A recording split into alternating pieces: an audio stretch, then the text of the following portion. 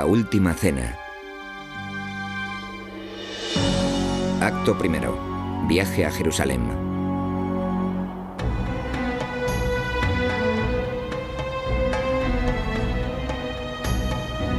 Hace 2000 años, en la primavera de un año tumultuoso, los judíos de todos los rincones del antiguo Israel hicieron el peregrinaje a su ciudad santa, Jerusalén, para celebrar la festividad que ellos llaman Pascua.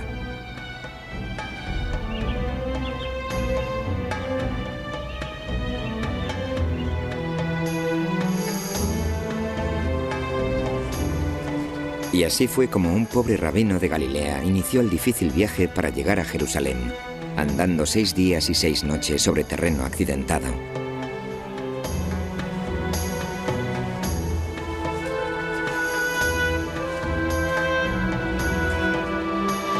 El nombre del rabino era Jesús de Nazaret.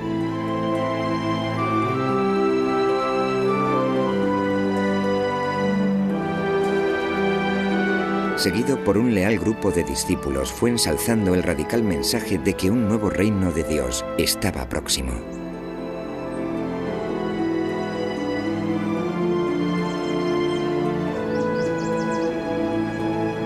Los trascendentales acontecimientos de la última semana de Jesús que precedieron a la última cena puede que nunca sean entendidos del todo, ya que no existen informes de testigos oculares.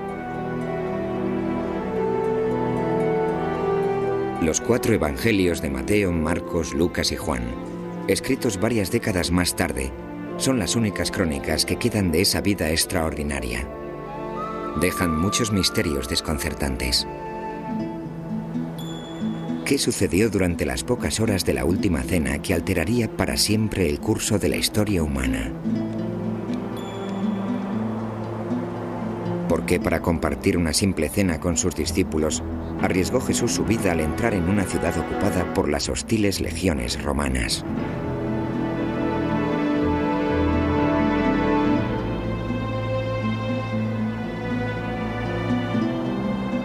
Jerusalén, Jerusalén, que matas a los profetas y apedreas a los que te son enviados. Mateo 27:37.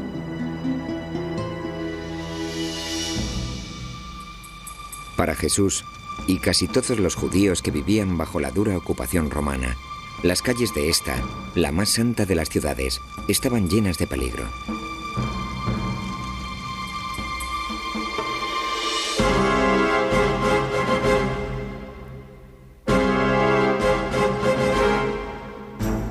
Bajo el gobierno de Julio César, el poderoso imperio romano había extendido su poder por ambas orillas del Mediterráneo hasta dominar el Oriente Medio y la antigua Israel.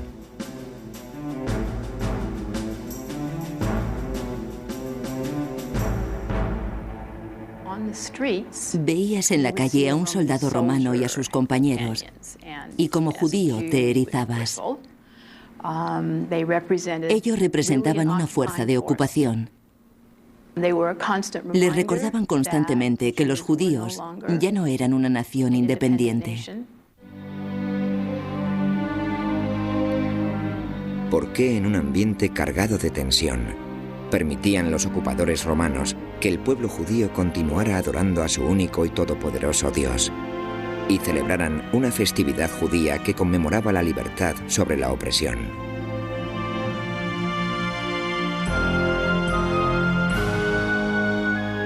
Acordaos siempre del día en que salisteis de Egipto, de las casas de la servidumbre, pues ha sido la poderosa mano de Yahvé la que os ha sacado. Éxodo 13:13.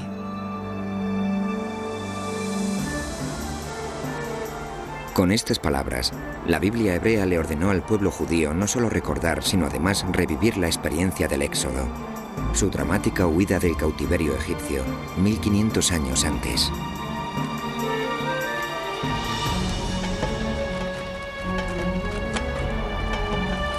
Conducidos por Moisés a través del desierto de Sinaí, miles de esclavos hebreos habían llegado a Israel, la tierra prometida, y a la libertad.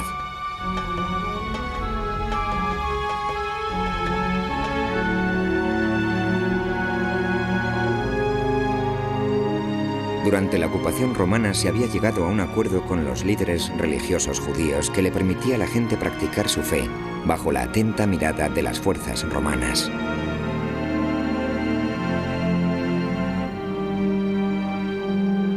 Pero tanto para los romanos como para los judíos, la semana de Pascua era un periodo inestable y peligroso que ponía en peligro el precario equilibrio político.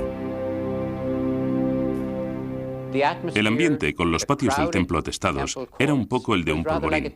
La gente celebraba la liberación de un cautiverio imperial, mientras volvían a encontrarse sometidos a otro cautiverio imperial. Muchos esperaban algún tipo de liberación de la ocupación romana. Algunos esperaban la llegada de una gran figura mesiánica. Otros pensaban que Dios intervendría de forma sobrenatural en su defensa, enviando del cielo a un juez cósmico que derrocara a sus enemigos. Poco antes de su llegada a Jerusalén, Jesús visita el templo sagrado, el centro de la vida religiosa judía. Es en él donde lleva a cabo su primer acto revolucionario. ¿Por qué elegiría Jesús este momento y lugar para dar un paso que decidiría su destino?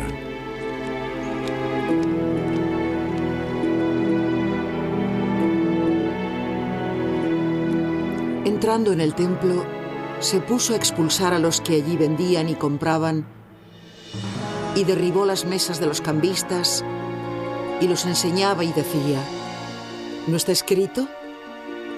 Mi casa será casa de oración para todas las gentes. Pero vosotros la habéis convertido en cueva de ladrones. Marcos 11:15.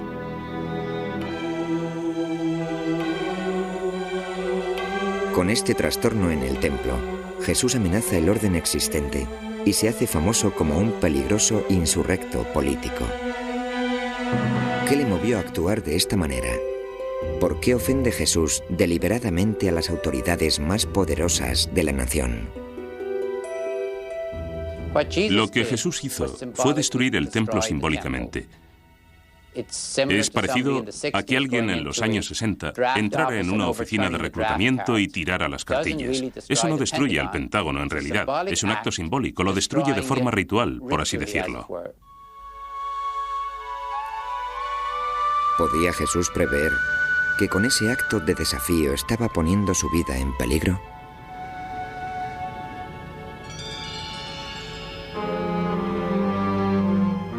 Faltaban 2 días para la Pascua y los ácimos. Y buscaban los sacerdotes y los escribas cómo apoderarse de él con engaño y darle muerte, porque decían: no en la fiesta, no sea que se alborote el pueblo. Marcos 14:2. Mientras Jesús se prepara para la festividad de la Pascua, otros traman una siniestra conspiración.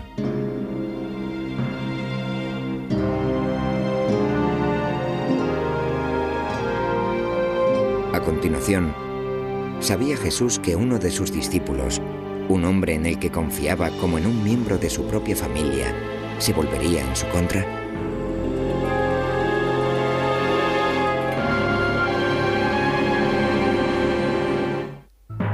Acto segundo. Una funesta premonición.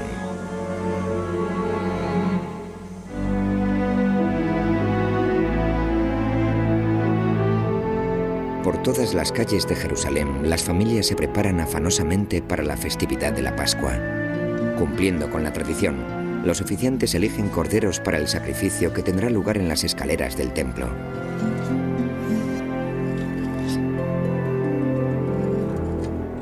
Es en medio de esta sagrada ocasión cuando un reducido grupo de conspiradores urde su complot.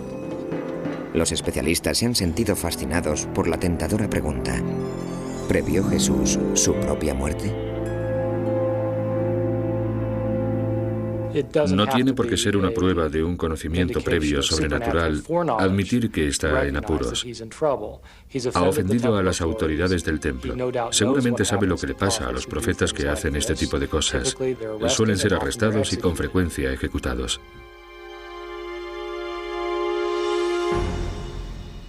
Es en ese preciso momento cuando el destino de Jesús está siendo decidido por un acto que pasará a la historia como la traición de más triste fama de todos los tiempos.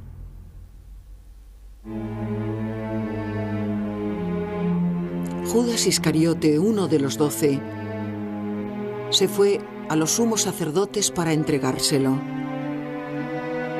Ellos, al oírle, se alegraron y prometieron darle dinero. Marcos 14:10.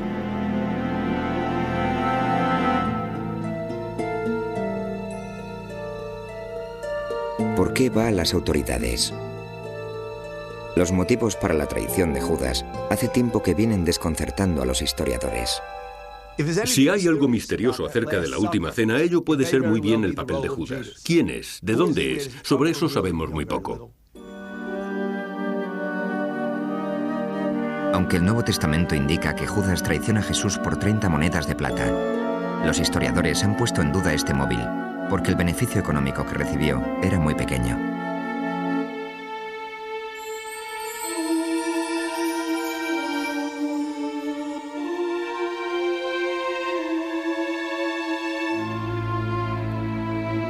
Algunos especialistas creen que Judas pudo desilusionarse con Jesús. Es posible que Judas esperara que Jesús fuera el Mesías que se aguardaba tradicionalmente, que empuñara la espada, que enardeciera a las tropas, que expulsara a los romanos de la nación. Cuando esto no sucede, Judas se enfada y por frustración y resentimiento entrega a Jesús a las autoridades. Aunque las autoridades del templo están provistas de pruebas incriminatorias contra Jesús, sorprendentemente no le arrestan. En lugar de eso, esperan a la ocasión adecuada.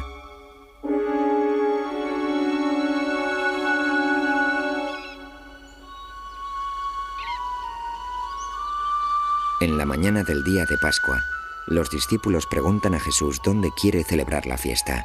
Él envía a Pedro y a Juan con unas instrucciones extrañamente detalladas.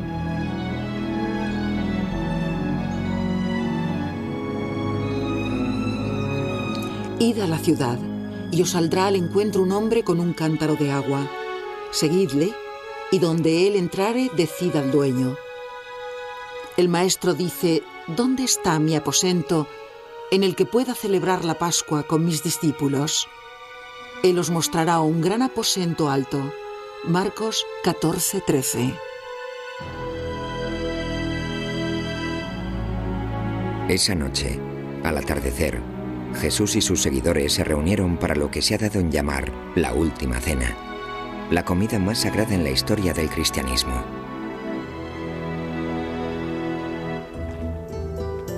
Durante casi 2000 años, los historiadores han intentado resolver el misterio sobre dónde tuvo lugar esta cena exactamente.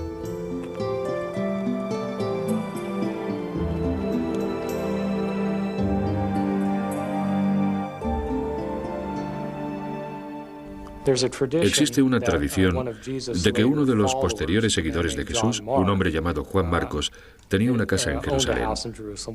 Sabemos por el libro de los Hechos que su madre tiene una casa, y es posible que estuvieran cenando en la casa de la madre de Juan Marcos.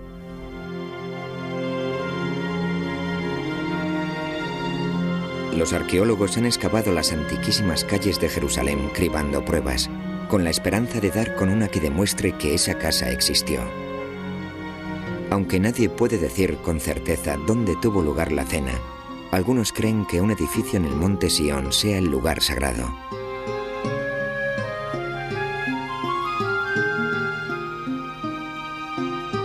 El edificio gótico que ocupa este lugar data del siglo XII, pero en otros tiempos una antigua vivienda se irguió en este lugar. ¿Podría ser este el auténtico lugar donde Jesús y sus seguidores se reunieron para su última cena?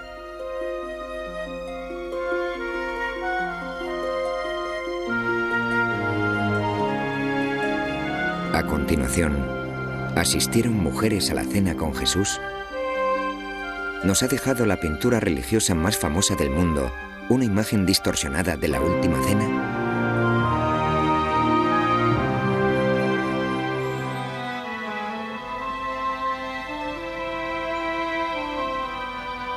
En algún lugar entre las serpenteantes calles de la antigua Jerusalén, Jesús y sus discípulos se reunieron para lo que se convertiría en la comida más trascendental de la historia. El suceso ha suscitado el interés de la humanidad durante 2000 años. Hasta el día de hoy, los especialistas siguen luchando por reconstruir qué pasó exactamente en esa habitación.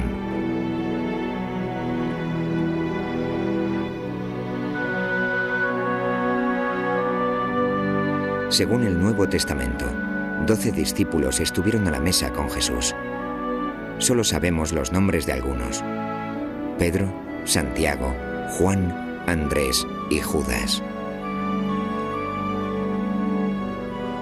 Para estos individuos, compartir la comida hacía tiempo que representaba un papel sorprendentemente importante en su visión de un objetivo colectivo.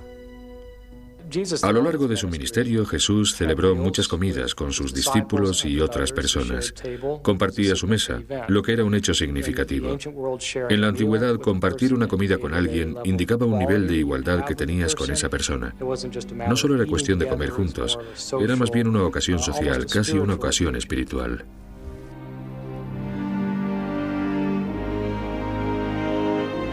Compartir la comida expresaba la idea fundamental en las enseñanzas de Jesús, de que todas las personas son iguales a los ojos de Dios.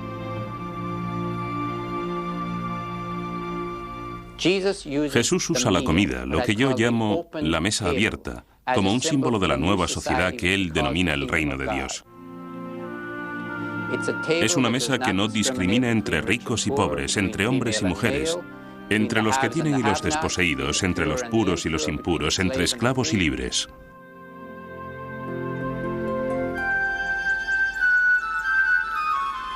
Para los judíos como Jesús y sus compañeros, esa noche tenía una profunda importancia religiosa, puesto que era la cena de Pascua, o Seider, que conmemoraba la liberación de los judíos de la esclavitud egipcia.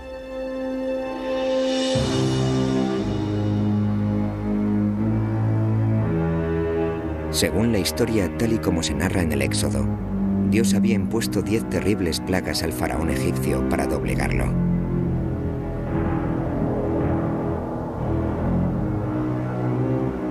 Durante la 10ª y más destructiva plaga, la muerte de los primogénitos egipcios, Dios le informó a los israelitas que marcaran sus puertas con sangre de cordero.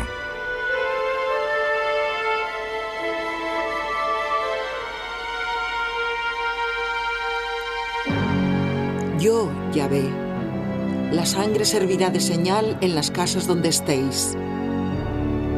Yo veré la sangre y pasaré de largo, y no habrá para vosotros plaga mortal cuando yo hiera la tierra de Egipto. Éxodo 12:12.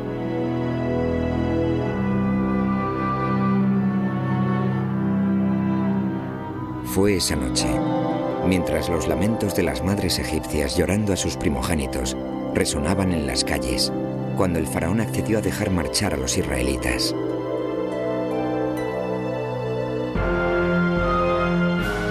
Moisés pudo por fin sacar a su pueblo de siglos de esclavitud y llevarlos a través del Mar Rojo, rumbo a la tierra prometida.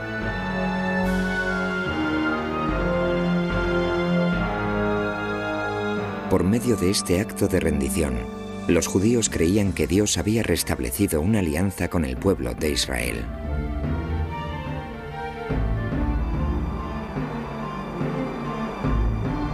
Aunque la mayoría de los especialistas coinciden en que Jesús y sus compañeros se habían reunido para conmemorar la huida de Egipto, las preguntas más esenciales sobre esta comida final siguen sin respuesta.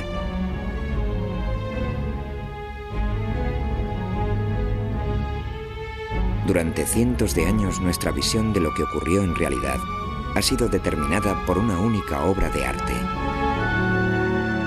Considerada por muchos como la pintura religiosa más famosa del mundo, esta imagen pintada por Leonardo da Vinci a finales del siglo XV aún adorna la pared de un monasterio en Milán.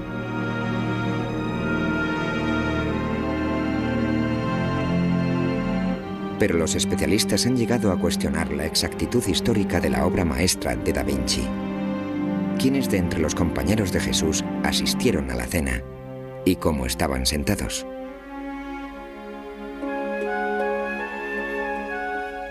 El cuadro de Leonardo representa a los discípulos sentados derechos detrás de una larga mesa.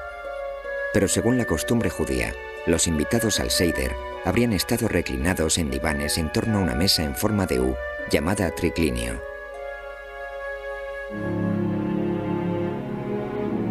Y en cuanto a los que estaban presentes en la cena, Leonardo ha optado por representar solo discípulos varones. En un Seder, las mujeres habrían participado también.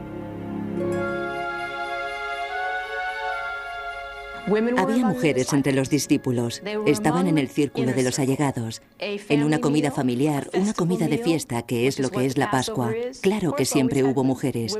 Las mujeres tenían un papel. Lo tenían en las oraciones. Así que en la medida en que era una comida tradicional, suponemos que hubo mujeres presentes. ¿Se sentarían las mujeres a la mesa con Jesús en esta, la más sagrada de las cenas? Todos nuestros cuadros muestran a Jesús con 12 compañeros varones. Desde el punto de vista histórico, es muy importante preguntarse si fue eso lo que hizo Jesús. ¿Eligió a 12 hombres y fueron ellos los únicos presentes en la última cena? No veo absolutamente ningún motivo para suponer eso. Los compañeros de Jesús fueron hombres y mujeres en aquella reunión final. Incluso el supuesto de que 12 personas asistieran a la cena ha sido analizado minuciosamente. Algunos especialistas sugieren que el número 12 fue usado solo por su significado simbólico. El linaje del Israel antiguo desciende de las 12 tribus de Israel. Los 12 hijos de Jacob son los cabezas de las 12 tribus. Es posible que este número 12 simbolice el nuevo pueblo de Dios que entrará al reino cuando llegue.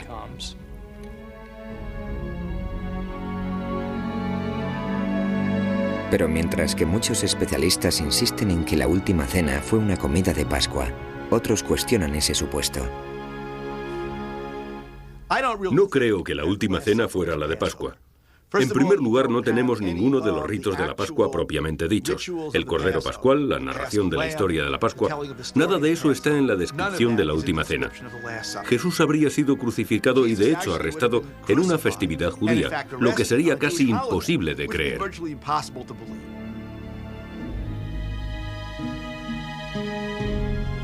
Los mismos evangelios están en discrepancia. Los relatos hechos por Marcos, Mateo y Lucas sitúan la cena en Pascua. El Evangelio de Juan, no obstante, lo sitúa en la noche anterior. Si se toma al pie de la letra lo que dice el Evangelio de Juan, Jesús es sacrificado el día de Pascua.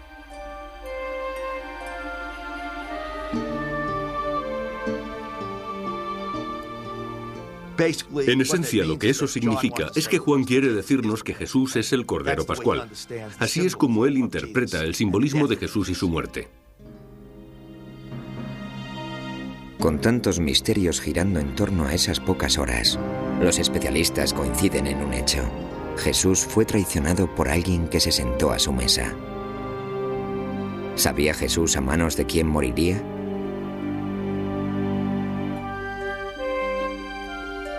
A continuación, uno de los momentos más fascinantes del Nuevo Testamento. Jesús revela al traidor entre ellos.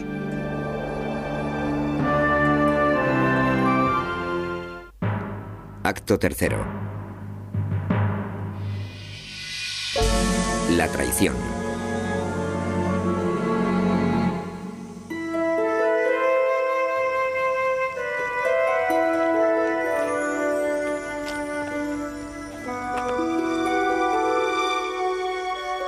Para los compañeros que cenaron juntos en la última cena, tal vez la comida más profética de la historia, el ambiente debió estar teñido de tristeza.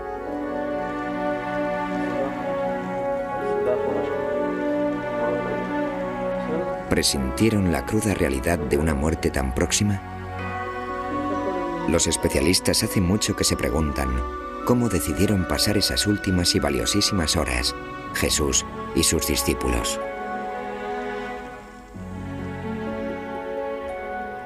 Para mí, las mayores incógnitas sobre la última cena son qué pasó realmente en esa comida.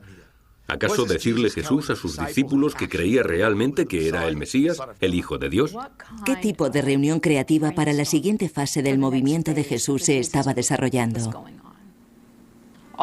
Todas las motivaciones encontradas, sueños y aspiraciones sobre lo que significaba ser judío. Me hubiera encantado estar allí. De haber sido una mosca en la última reunión de Jesús, habría estado muy preocupado. Creo que de lo que se hablaría en una situación semejante, si eran sensatos, bien podría ser de cómo salir de la ciudad lo más rápido posible.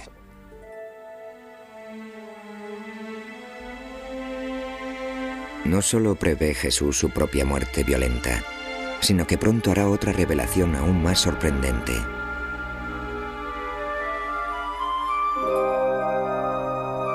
Recostados y comiendo, dijo Jesús: en verdad os digo que uno de vosotros me entregará, uno que come conmigo.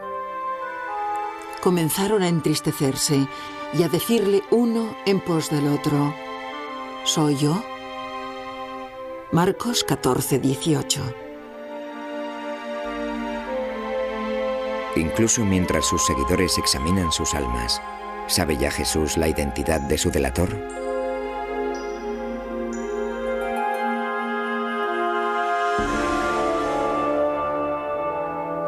Ay del hombre por quien el Hijo del Hombre será entregado. Mejor le fuera a este no haber nacido. Mateo 26:24. En los tiempos de Jesús, el acto de traición de Judas habría sido castigado con dureza. La ofensa de Judas es profunda en función de la estructura social en el siglo I, cuando la lealtad es el valor más elevado. De modo que la traición de Judas rompe el entramado social. En primer lugar, la lealtad dentro de la familia era absoluta. Defendías a los miembros de tu familia a muerte.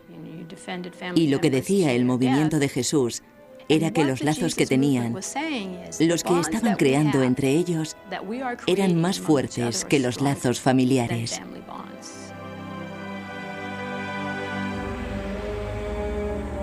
Judas, el que iba a entregarle, le dijo: ¿soy acaso yo, Rabí? Y él respondió: tú lo has dicho. Mateo 26:25.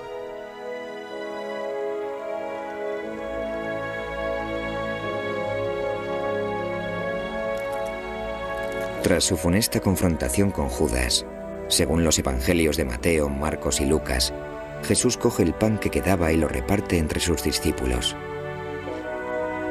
Este sencillo gesto tendrá un profundo significado que resonará a lo largo de los siglos.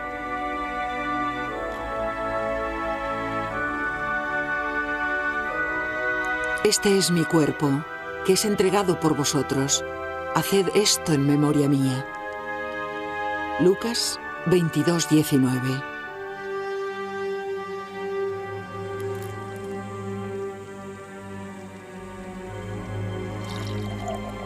Los discípulos comparten el pan. Jesús coge una copa de vino tinto de Pascua. Según la costumbre, ha sido diluido, 2 partes de agua por 1 de vino.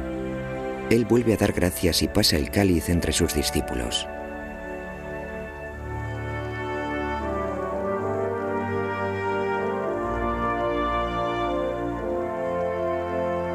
Tomadlo y distribuidlo entre vosotros. Este cáliz es la nueva alianza en mi sangre. Lucas 22:20.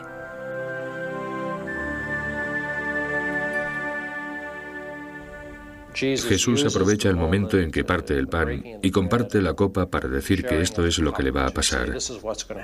Va a entregar su vida, su cuerpo y su sangre, y su propia vida por la mayoría. Con estas pocas palabras, en las que el pan y el vino son ofrecidos simbólicamente como el cuerpo y la sangre de Jesús, nace el sacramento de la Sagrada Comunión.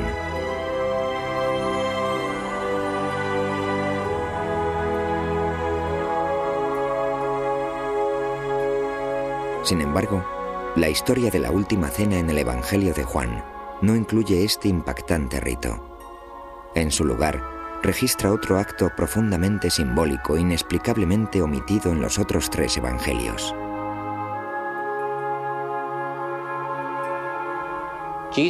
Jesús se pone de rodillas como un esclavo. De hecho, puede que incluso como una esclava. Se arrodilla y les lava los pies a los discípulos.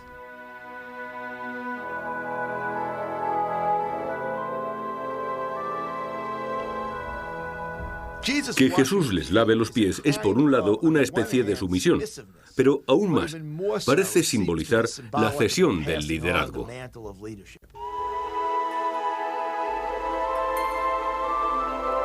Con este sencillo acto de humildad, ¿cuál es el mensaje que Jesús está intentando transmitir? Y lo que Jesús dice es, ¿queréis dirigir esta iglesia? Así es como lo haréis. Sois los siervos del pueblo de Dios. Y no es poesía. Significa ponerse de rodillas y lavarle los pies a la gente.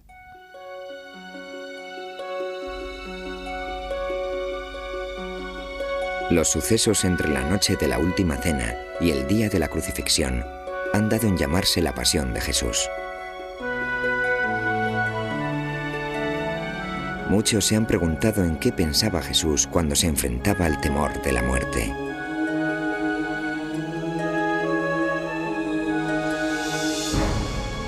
A continuación, un fatídico beso cambia el curso de la historia humana.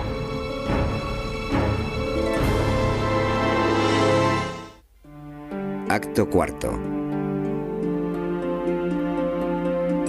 La Sagrada Comunión.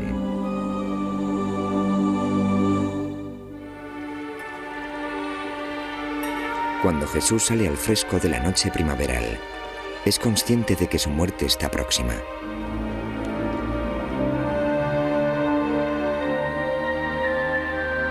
Seguido de sus discípulos, se retira para aislarse en un tranquilo huerto en el Monte de los Olivos.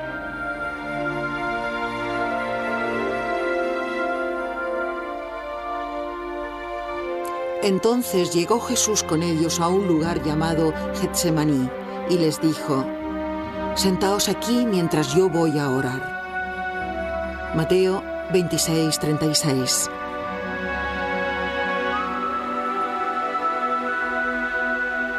¿Cómo pudo Jesús hacerle frente a la agonía de ese momento? Se distancia de sus discípulos, cae de rodillas y se enfrenta a sus temores.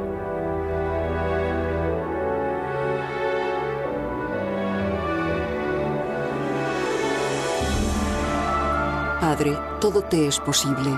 Aleja de mí este cáliz, mas no sea lo que yo quiero, sino lo que quieres tú. Marcos 14:32. La representación de Jesús es bastante sorprendente en su, podríamos decir, autenticidad psicológica.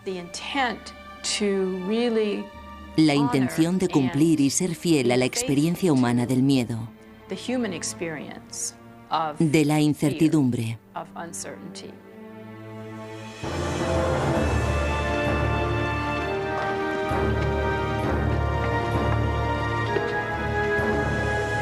El ruido de las armas romanas rompe el silencio de la noche. Jesús levanta la vista y ve que Judas se acerca, y tras él, a una turba armada con espadas y garrotes.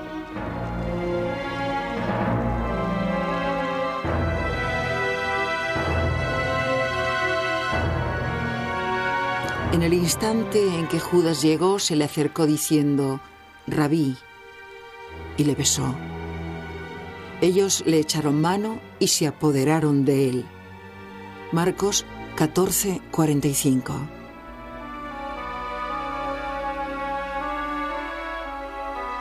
Jesús es llevado ante el sumo sacerdote Caifás, que le acusa de propugnar la destrucción del templo. Caifás lo envía a Poncio Pilato, el gobernador romano.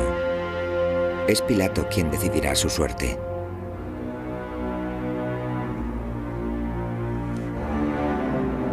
¿Eres tú el rey de los judíos?, le preguntó.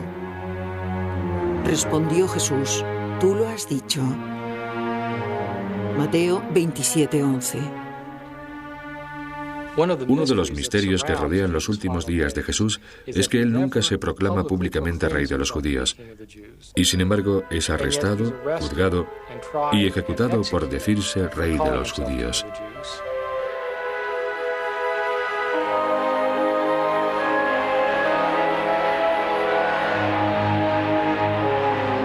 Jesús es condenado a muerte por crucifixión, el método de ejecución principal de los romanos.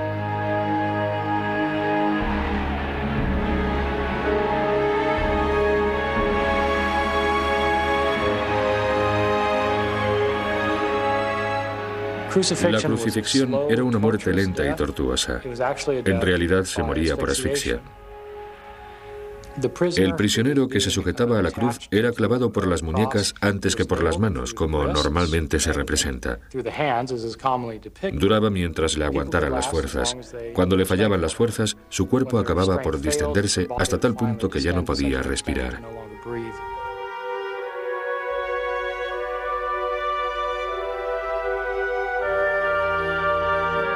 Mientras se desarrollaban los trágicos sucesos, los historiadores se han preguntado qué pasó con los individuos que compartieron la última cena con Jesús.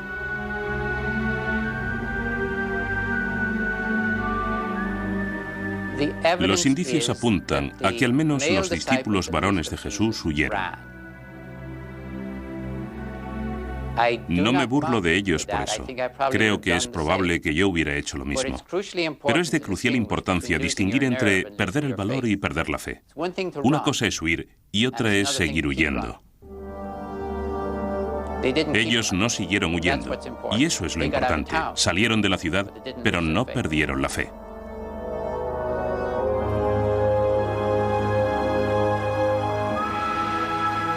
¿Y qué fue del 12º discípulo que traicionó a Jesús? Según los relatos del Evangelio, Judas se quitó la vida. En la sociedad romana, el honor era el valor social más importante que podía tener un hombre. Y para aquellos que participaran en el poder político o en la autoridad política, la pérdida del honor era catastrófica. La única manera en que podía repararse la pérdida del honor era por medio del suicidio. Tras la muerte de Jesús, el rito de la última cena de compartir el pan y el vino sería continuado por sus seguidores como un santo sacramento. Al principio del cristianismo, sabemos que los cristianos se reunían semanalmente para celebrar la muerte y resurrección de Jesús. Y lo hacían con una comida comunitaria en la cual cada invitado aportaba un plato. Ahora, el primer significado de la última cena o cena eucarística era una acción de gracias. El mismo nombre, Eucaristía, Eucharistía, es la palabra griega para acción de gracias. Y el pan que era bendecido se llamaba pan agradecido. Los historiadores ahora saben que los primeros lugares de culto de los cristianos eran las casas de los conversos a la fe. Durante los primeros 3 siglos, las iglesias cristianas se reunían en los hogares, iglesias en casas. Y eso suponía que estaban en el ámbito doméstico. Estaban en el ámbito que la sociedad romana asignaba a las mujeres y a la autoridad femenina. La antiquísima lucha por el poder entre hombres y mujeres parece haber surgido por el problema de quién presidiría la cena comunitaria de la Eucaristía.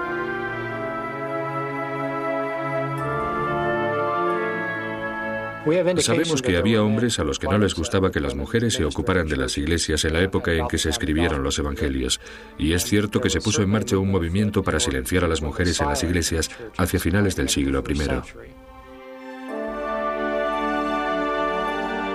Hacia finales del siglo III, el culto fue sacado del hogar y trasladado a salones públicos llamados basílicas. Bajo la dirección de sacerdotes, la comida desaparece y los elementos del pan y el vino se convierten en el rito principal. Lo que tenemos es que ahora la autoridad se empieza a unir a la persona que preside esa comida eucarística. Y luego eso se convierte en una forma de separar a los líderes de las demás personas. Y así fue como del simple hecho de compartir una comida de hermandad, llamada Eucaristía, con el paso de los siglos se desarrollaría el rito de la Sagrada Comunión.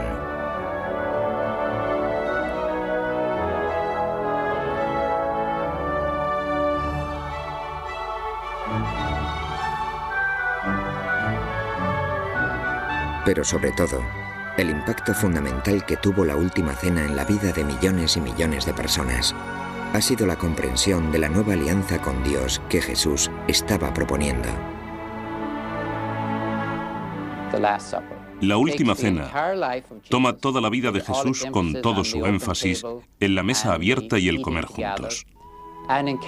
Compendia la vida y muerte de Jesús en una comida.